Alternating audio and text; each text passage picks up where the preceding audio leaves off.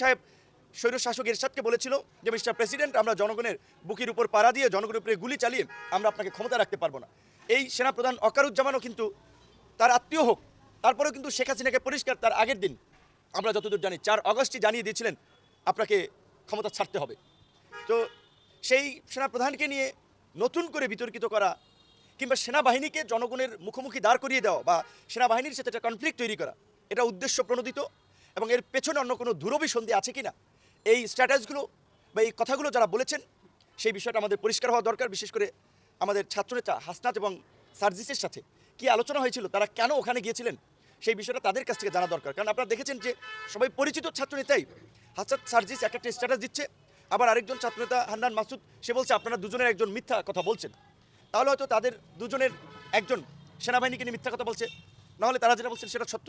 তো এই ঘটনাটা আমি অনুরোধ করব, এই সময়ের এই ছাত্র নেতৃবৃন্দ তারা যেহেতু একটা দলও করেছেন, তারা তো রাজনীতি করবেন, জাতিকে নেতৃত্ব দিতে চান, কাজেই দায়িত্বশীল জায়গা থেকে এই নাগরিক পার্টি যেন এই ঘটনাটা তদন্ত করে এই ঘটনাটার প্রকৃত রহস্য যেন জাতির সামনে উন্মোচন করে। পরিষ্কার একটা বক্তব্য দিয়েছিলাম যে কোনো ক্ষমতার পরিবর্তনের জন্য, কাউকে এমপি মন্ত্রী বানানোর জন্য এতগুলো সাধারণ মানুষ জীবন দেয় নাই, এই সংগ্রাম করে নাই।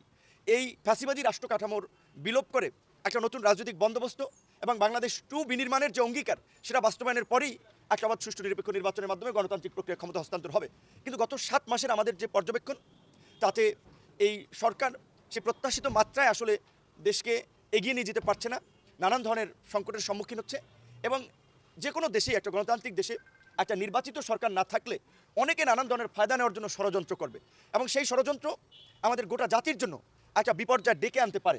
111-এর খবর আপনারা জানেন, অনেকেই বলেছে এই হাসনাত সার্জিস কিংবা এই নাগরিক পার্টির সংশ্লিষ্ট এই ছাত্রদের এই সাম্প্রতিক মন্তব্য আর একটা 111-এর প্রেক্ষাপট তৈরির একটা নামান্তর, অনেকেই এটা বলছে।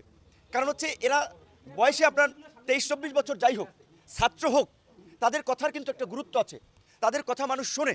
বিকজ এখন তারা ওই ফেসবুক, টুইটার, ইউটিউব, সোশ্যাল মিডিয়ার মতো ট্রেন্ডে আছে, ক্লিক করলেই তাদের নিউজ দেখা যায়। তাদের বাহিনীকে এক্সক্লুড করতে চান অতি কথন কিছু বুদ্ধিজীবী, তথাকথিত বুদ্ধিজীবী, তাদেরও আমরা দেখতে পাচ্ছি। তারা কেউ কেউ বলছেন ছাত্র জনতা সৈনিকদের অভ্যুত্থান অফিসারদের ভূমিকা নেয়, অফিসারদেরকে এক্সক্লুড করতেছেন।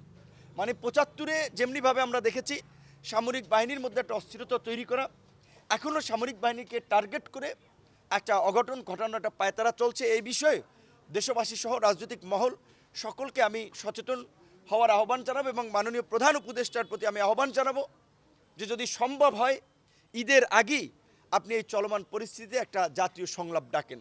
যেহেতু একেবারে ঈদ সন্নিকটে, ঈদের আগে সম্ভব না হলেও ঈদের পরে এই যে সাম্প্রতিক যে ধূম্রজাল সৃষ্টি হয়েছে, এইগুলো নিয়ে যদি একটু খোলামেলা আলাপ আলোচনা না হয়, এইখান থেকে কিন্তু অন্য ধরনের পরিস্থিতির উদ্ভব হতে পারে।